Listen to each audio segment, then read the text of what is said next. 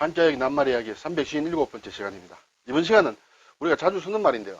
지엽적이다라는 그런 얘기를 가끔 합니다. 그래서 지엽이 어떤 말인지 다 아시리라 생각이 됩니다만 글자를 한번 살펴보겠습니다. 네, 지엽을 이렇게 씁니다. 가지 지자로 씁니다. 가지, 나뭇가지를 얘기하죠. 엽은 잎사귀 엽입니다. 적은 관역적이다 이렇게 되겠습니다. 가지, 나무가지이므로 나무목변이 되겠죠. 그리고 오른쪽에 지탱할 지자가 이래 발음까지 가져옵니다. 지탱하다. 이것은 손, 또우자죠. 또우는 손을 뜻합니다. 그렇죠? 손에 이것도 열십자가 사실은 나뭇가지 모양이다. 나뭇가지를 이렇게 잡고 있다. 그래서 원래는 이것 자체가 나뭇가지를 뜻하는데 나뭇가지를 잡고 있다. 지탱하다. 그런 뜻으로 쓰이다 보니까 나무를 뜻하는 나무목을 다시 붙여서 가지를 따로 이렇게 떼내서 나뭇가지를 특별히 얘기할 때는 이 가지 지자를 쓴다. 이렇게 됩니다. 자, 잎사귀 엽은 잎힘으로 풀초가 들어가겠죠.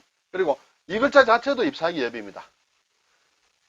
이 글자도 나무목이 있는 걸 보면 나무 위에다가 이렇게 뭔가 가지에 새싹이 낳는 모양이다. 이렇게 됩니다. 그래서 잎사귀다. 잎을 뜻합니다. 조금 복잡한 것 같습니다만 뜯어서 보면 어차피 인간 새자하고 나무목이다. 이렇게 되겠죠. 그래서 잎엽이다. 관역적은 활을 쏘는다거나 또는 총을 쏜다거나 목표를 하는 그것이 표적이 이제 관역이 되죠. 관역은 이렇게 밝게 드러나야 되겠죠. 일단 물론 실전에 있어서는 표적은 잘 드러나지 않습니다만 연습을 할 때는 관역이 어쨌든 목표물이 앞에 보인다. 그래서 희다. 국이작이다는 것은 국자를 얘기하거든요. 국자를 이렇게 떠올리면 잘 드러난다. 그렇게 해서 합쳐서 국이작을 합쳐서 관역적이다. 이렇게 설명하는 사람들도 있습니다. 네, 저도 그 설명을 주로 가지고 설명을 드리고 있고요. 그래서 지엽적이다. 가지와 잎과 같다. 그렇게 되면 나무에서 보면 가지와 잎 말고는 뭐가 있죠? 이렇게 줄기가 있고 뿌리가 있겠죠. 네. 그거와 좀 반대된다 이렇게 볼 수 있습니다. 지엽이라는 것은 식물의 가지와 잎이다. 본체에서 갈라져 나간 중요하지 않은 부분이다. 그렇죠? 중요한 것은 무엇이냐? 근간이 된다. 근간. 그는 이렇게 뿌리를 얘기하죠. 간은 또 이렇게 줄기를 얘기합니다. 줄기를 얘기해. 근간이 된다. 이렇게 되고 그리고 근본이 된다. 본도 밑본자죠. 뿌리를 얘기합니다. 근본이나 근간과는 좀 반대가 되는 그런 뜻이 지엽적이다. 그래서 작은 걸 얘기합니다. 소소한 걸 얘기합니다. 자질구레한 걸 얘기합니다. 어떤 일을 얘기를 하는데 어떤 큰 줄기를 얘기하지 않고 자꾸 옆에 곁까지 별로 쓸데없는, 물론 필요하긴 하겠지만 별로 쓸데없는 걸 가지고 얘기를 하면 너무 지엽적인 문제를 가지고 얘기하지 마라. 너무 지엽적으로 생각하지 마라. 이렇게 얘기할 수 있겠죠. 큰 줄기와 뿌리를 봐라. 잎과 가지는 물론 있어야 되겠지만 전체적으로 보면 중요하지 않을 수 있다. 이렇게 되죠. 그래서 지엽 말절이다. 말절, 끝마디를 얘기한다. 이렇게는 잘 안 씁니다만 사전에도 나와 있고. 그래서 어쨌든 지엽이란 또는 지엽적 이런 말은 상당히 자주 씁니다. 그때 이 글자를 쓴다. 자, 지엽이 나오면 또 말단이라는 것이 이제 생각이 납니다. 말단, 지엽 말단. 물론 붙여서 쓸 수도 있겠죠. 그렇지만 따로 떨어져서 말단이다. 끝말자다. 그 단도 끝이에요. 단에는 여러 가지 뜻이 있습니다만 여기서도 끝입니다. 말단은 아주 끝에 끝이다. 그래서 맨 끝머리를 얘기한다. 말단. 특히 조직에서 제일 아랫자리에 해당하는 부분. 말단 직원. 아주 끝말, 끝단에, 저 구석에 끝에 앉아있는 사람 말단 직원이다. 누구나 다 처음에 직장에 들어가면 재벌 2세가 아닌다 하면 말단부터 시작하죠. 네. 저도 말단부터 시작해서 직장 생활을 했습니다만. 자, 말단을 이렇게 앞뒤로 바꾸면 단말입니다. 그 뜻은 똑같겠죠. 단말이나 말단이나. 단말에 있는 맨 끝머리에 있는 기계. 그래서 단말기라 하죠. 우리가 요즘은 컴퓨터를 집에서 PC를 많이 쓰니까 다 단말 장치로 연결이 되어 있죠. 프린트도 연결되고 뭐도 연결되고 다 되어 있습니다. 그런 것을 단말기라 이렇게 하죠. 본체와는 맨 멀리 떨어져 있다. 자, 여기에 지자가 가지 지자가 나왔는데 가지지의 기본이 되는 이게 지탱할 지는 또우가 이제 손이라고 했죠. 특히 오른손입니다. 손에 나무 가지를 이렇게 가지고 있다. 그래서 지탱한다. 붙들고 있다. 여기에 나무목을 붙여서 나무 가지지가 되고, 근데 나무 가지지는 실제로 나무 가지와 비슷한 역할을 하지 않으면 잘 안 쓰는 글자예요. 이 글자가 굉장히 많이 씁니다. 이 지자는 지탱하다, 그리고 갈라져 나간다는 뜻도 있어요. 네, 그래서 앞으로 우리가 지자를 보면 대부분 이 지자를 씁니다. 물론 나무 가지에 해당되는 건 이제 가지지를 써야 되겠죠. 그리고 여기에 또 손 위에 이제 나무 가지가 지탱할 지는 열십자가 되는데 이것은 점복자가 되어 있어요. 그렇죠? 점을 뜻하는 복이죠. 점 친다 할 때 복. 이렇게 해서 이렇게 되면 발음이 복이 됩니다. 왜냐하면 이 자체가 점복자거든요. 칠복이다. 칠복자를 써서 만드는 글자는 별로 없습니다. 그렇지만 이 글자하고는 똑같죠. 같은 글자예요. 흔히 우리가 얘기하는 옛날에 얘기하는 덩그를 문자, 그럴 문자와 비슷하다.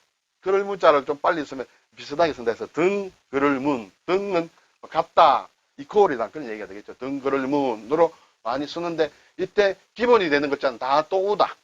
글자를 봤을 때 또우가 이 전체로 보지 마시고 또우자가 어디 있느냐, 또우자를 숨은 또우를 찾아라. 그러면 다 손과 관련된 것이에요. 네. 가죽피도 이렇게 손으로 이렇게 가죽을 벗겨내는 모양이다 해서 가죽피 이렇게 되겠죠. 북구는 별도의 독립된 부수 글자예요. 이 글자 자체가. 그렇죠. 여기도 보면 이렇게 지탱할 지가 플러스 되어 있습니다. 손으로 이렇게 북을 치는 모양이다. 이렇게 보면 되겠습니다. 또우자는 상당히 중요합니다. 한자에서 손과 발에 대한 기본 글자를 아는 것이 굉장히 중요하다는 걸 제가 부수자 강의에서 많이 강조를 했습니다. 자, 지탱할 지자를 써서 만드는 낱말은 굉장히 많다고 했습니다. 우리가 지점이다, 뭐 회사의 지점이다, 은행의 어느 지점이다 할 때 다 갈라져 나간 점포다 해서 지자를 씁니다. 돈을 이렇게 쓰는 거 지출한다. 이것도 갈라져 나가서 낸다. 그런 뜻이 이 지자를 많이 쓴다. 가지지는 별로 쓰지 않아요. 지엽이라든지 뭐 몇 가지 단어밖에 없고 우리가 흔히 쓰는 낱말은 뭐 이 정도입니다. 일찜이라는 뭐 의적인가 있죠. 그때 쓸 수 있는데 일찜에는 또 독립된 낱말로 검색도 잘 안 돼요. 어쨌든 그렇게 쓰고요. 그리고 육단어를 붙이면 이제 몸이 되겠죠. 몸에 이렇게 갈라져 나갔다. 그래서 사지를 뜻합니다. 사람의 사지, 양팔과 양다리. 그래서 사지라고 합니다. 사람의 4개의 크게 갈라져 나온 부분이다. 그래서 지체, 갈라져 나온 몸을 이제 지체라고 합니다. 지자지만은 지탱할 지가 쓰는데 앞에는 3가지는 있다. 발음이 지가 됩니다. 근데 기자로 발음 나는 경우가 있습니다. 제주기다. 자, 이게 지탱할 지는 나무와 관련된 겁니다. 이 손을 더 붙이면 손으로 뭔가 나무를 이렇게 잘 다룬다든지 막 그런 제주다 이렇게 생각하면 되겠죠. 기술이다, 기능이다 할 때 이 기자를 씁니다. 그리고 여자의 여를 붙이면 이제 기생계가 됩니다. 이것도 뭔가 좀 제주들이 좀 옛날에는 예기라고 해서 좀 재주가 많은 예술적인 재주 있는 사람도 있었고 그런 어쨌든 여자들을 붙이면 기생기다, 예기다, 예술적인 재능이 있는 기생이다. 그리고 매산자를 붙이면 산에서 갈라져 나갔다. 갈라져 나가면 갈림길이 됩니다. 산에 가다가 갈림길이 나옵니다. 이쪽으로 갈라진 길이 있고 이쪽으로 나가는 길이 있다. 어디로 갈 것인가? 그것이 갈림길이죠. 그러한 길을 기로라고 합니다. 그렇죠? 길로자에서 갈림이 되는 갈림길, 기로. 어디로 갈까? 이리 갈까 저리 갈까? 망설일 때 기로에 서 있다고 하죠. 그때 갈림길이다. 어렵게 보이지만은 이 지탱할 지자를 제대로 알면 쉽습니다.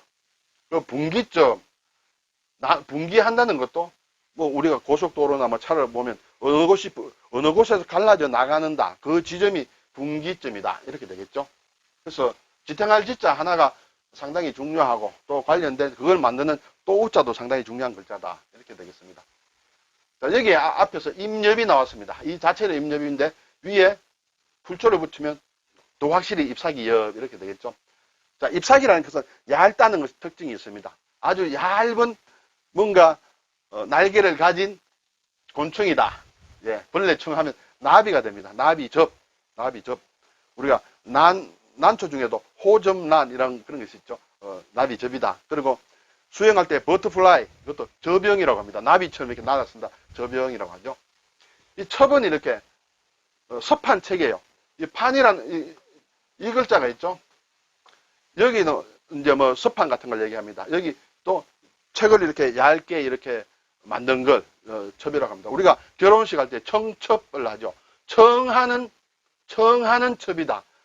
오세요, 와주세요. 부탁하는 첩이 청첩입니다. 그걸 다시 또 청첩장이라고도 하고요. 여기 말을 붙이면 또 간첩할 때 첩이 됩니다. 간첩. 지엽적 할 때는 이 가지 지자를 붙인다. 그렇지만 지점할 때는 지탱할 지자를 붙인다. 좀 헷갈릴 수 있습니다. 네, 그래서 오늘 지엽적이라는 말 한번 살펴봤습니다. 감사합니다.